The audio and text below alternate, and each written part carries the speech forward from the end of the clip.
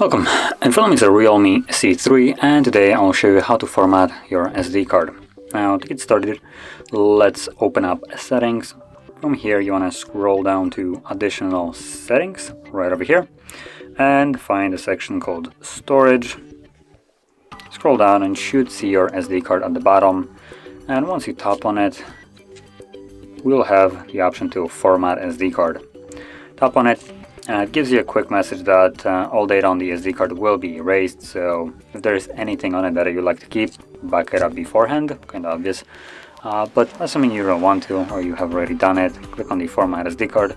Again, it gives you the same message with a little bit more content to it again, so let's tap on again format SD card, and this time around the process will actually begin.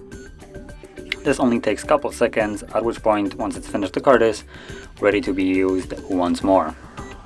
And there we go, the SD card has been formatted and can be used, whatever. Cool. Tap on OK and you're finished. So, if you found this video helpful, don't forget to hit like, subscribe, and thanks for watching.